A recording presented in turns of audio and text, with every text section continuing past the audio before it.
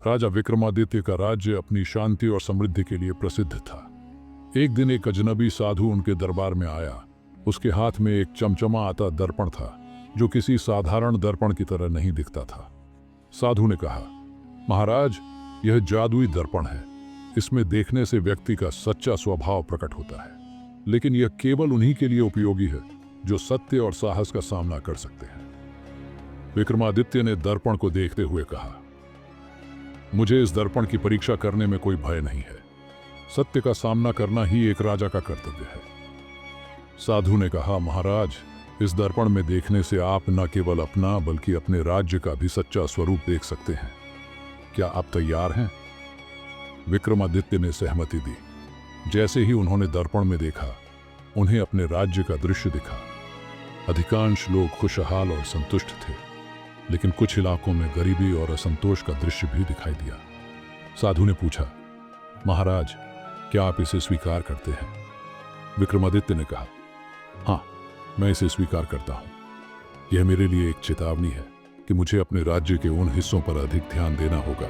साधु ने कहा, अब इस दर्पण में अपने मंत्रियों को देखें।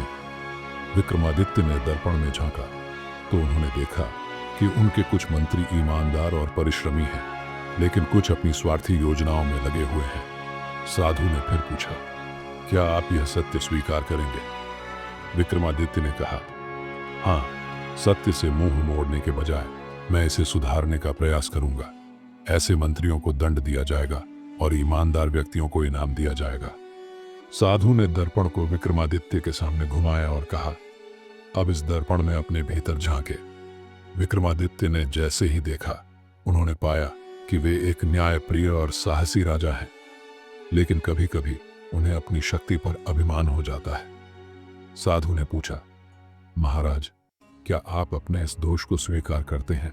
विक्रमादित्य ने बिना कोई झिझक के कहा, हाँ, मैं एक साधारण मनुष्य हूं और मुझ में भी कमियां हो सकती हैं, परंतु मेरा धर्म है कि मैं उन्हें सुधारने का प्रयास करूं। इस सत्य के लिए मैं आपका आभारी हूं। साधु ने कहा, महाराज, आपने इस दर्पण के 3 सत्य स्वीकार किए। यही सच्चे नेतृत्व की पहचान है। यह दर्पण अब हमेशा आपके पास रहेगा और आपको समय समय पर सच्चाई का मार्ग दिखाएगा। विक्रमादित्य ने जादुई दर्पण को अपने राजमहल में रखा और समय समय पर उसका उपयोग अपने राज्य और स्वयं को सुधारने के लिए किया। इस कहानी से हमें यह सीखने को मिलता है कि सत्य का सामना करना कठिन हो सकता है, लेकिन यही सच्ची प्रगति का मार्ग है। विक्रमादित्य ने दिखाया कि एक सच्चा नेता वही है जो अपनी गलतियों को स्वीकार कर उन्हें सुधारने का प्रयास करे।